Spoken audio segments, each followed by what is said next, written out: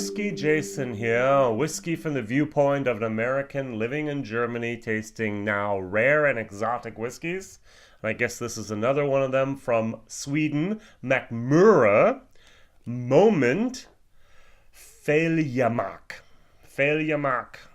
So this is a 42% ABV. Bottling consisting of 4,411 bottles worldwide for 2018, 114 euros, about $130, ouch. And what they've done is they've used cloudberry wine. Have you ever heard of cloudberries? I haven't. I don't know. They're called Maltbeeren in German. Never heard of them. They're called cloudberries in English. And these are one of the most sought after berries of all of Sweden. Now, I saw a picture of them, and I still don't actually, just kind of little berries like blueberries. This is whiskey base number 110202. And what they've done is they've taken first fill American oak and then saturated the berries with the cloudberry wine. They've taken first fill Swedish oak barrels and saturated it with cloudberry wine. They've taken first fill French oak, saturated it with cloudberry wine, and they've taken second fill ex-bourbon casks and used them with Oloroso and with Pedro Xime sherry. So a total of 5 different types of barrels have been used. I do not know if they took 2 of each or whatever for the 4,411 bottles that we now have. The interesting thing is that the whiskey in this is between 8 and 13 years old, which is very, very old if you consider the distillery opened up in 1999 in Sweden. First of all, producing about 100 liters of whiskey a week, and then massively increasing its capacity after they built the new distillery. But still, that's some very, very old Swedish whiskey. Cloudberries. If someone can write in the little commentary below what cloudberries are, if I should know about them, please do. I don't know if you ever had a yogurt, a fruit yogurt with berries from the forest, raspberries, blackberries, blueberries, and currants. What we do over here in Germany is we put these berries together, put them in a blender, and we make a nice little dessert jelly out of them. And imagine that on top of mixed in a nice little yogurt. And that's what I get. I get a nice little berry yogurt smell. And then on top of that, I get a nice, very, very nice sherry kick. Nice. I really do enjoy the nose. This is a fantastic whiskey on the nose. With the 42% weak, the berries very strong, the sherry very mild and moderate. The wood is there. It's not really dominant, but very of a supporting role.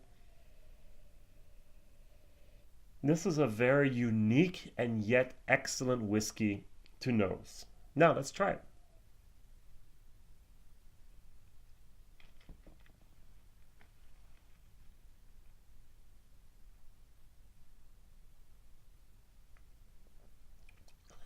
What happened? Oh, it doesn't even attempt to reach my expectations. It's like a different whiskey in my mouth. What happened? Wow. First of all, the alcohol is really mild. I must thumbs up for that.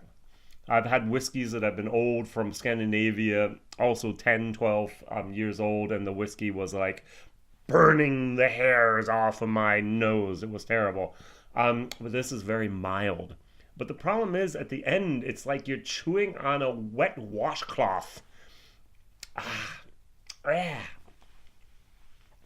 I don't know how yeah, when was the last time you chewed in a wet washcloth?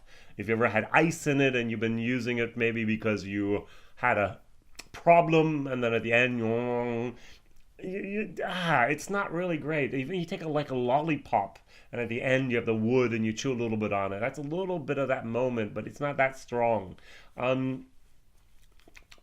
The sherry is the influence is recognizable, but not predominant.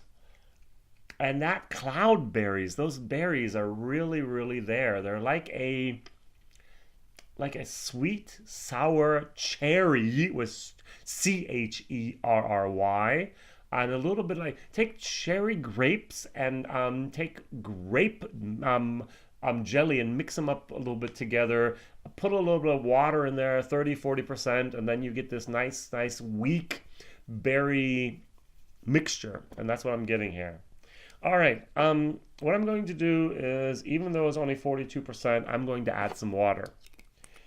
Sometimes I do, sometimes I don't, and some things happens when you add water here, and this is very, very true here. So I've added enough water that's just slightly below 40%. Sorry, it's no longer whiskey, but it's good for my palate.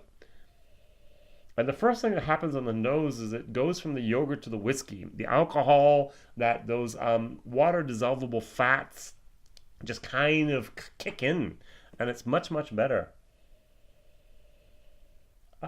I still get a slight cherry berry yogurt moment, but not as much as before. 120, 115 euros over here, 130 bucks minimum.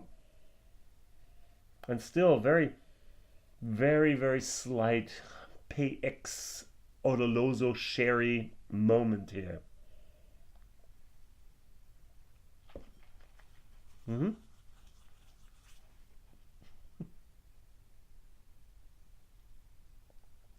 It's much better with water. Those cloudberries really come through more and more. Also, towards the end, it's no longer that wet washcloth moment, but rather a yogurt moment. Smooth, creamy, a little bit of almost an artificial type of flavor included in there, but it's very, very nice. Now, this sample I actually received from Timo Rustna at the Kiel Whiskey Fair, May 2018. We've talked a few times at different whiskey fairs, and I have a video of him speaking German, unfortunately. And I asked him, a friend of mine, a fellow YouTuber, actually became the brand ambassador for Mackmyra in Germany. And then he became a assistant distiller at a new distillery in southern Germany called St. Killens, a place you have to watch out for if you know anything about German whiskey. It's absolutely a dream job to become assistant distiller there. And so he had to give up his title as brand ambassador for a Swedish company because he's now working for a German company, a distillery. I just kind of asked him off the cuff, hey, what do you have to do to become brand ambassador? And he said, well, it's all about connections, as you probably know. And you have to really just love our whiskeys. I went, whoops, not going to be me. Mackmyra is nice, but many, many other whiskeys are very, very peaty, smoky type of things and not my cup of tea. And even here, where I'm just going to go, okay, it's going to be like a C plus, value for money, D minus with $130. No. Sorry, I don't even think you're going to even see a bottle of this in the States. Half of the bottles belong to Sweden, 2,200 and some bottles. Another 10% just go to other Scandinavian countries, Norway, Finland, Denmark. Another 1,000 bottles more or less come to Germany. And what's left actually goes to France and Italy and England and maybe Poland and so on. I do not even know if they're exporting anything from that moment range that they have, Mackmyra Moments. A couple times a year they bring out special bottling. I'm not sure if anything reaches the coasts of the United States. All right, very, very good. And so I'm not going to be the brand ambassador here for Mackmyra anytime soon, but it's good to know how that actually happens. So my question of the day, have you seen anything from Mackmyra outside of Sweden and or / Germany? And if so, what was it? Was it the 10-year-old? Was it the Brusk? Was it something else? I've done quite a few. I'm 5 videos, I think, in the meantime about different whiskeys from Mackmyra, because no one else is doing them in English. Maybe there are no distribution paths to English-speaking countries, but to Germany somehow there are. All right, so what's your favorite Mackmyra that you've ever seen and ever tried? And that'd be my question of the day. Whiskey Jason here, whiskey from the viewpoint of an American in Germany tasting rare and exotic whiskey, exotic and rare, 4,000 bottles worldwide. And thank you very much for watching. Please like, please subscribe. Mondays, Wednesdays, and Fridays are the days my videos come out. Bye-bye.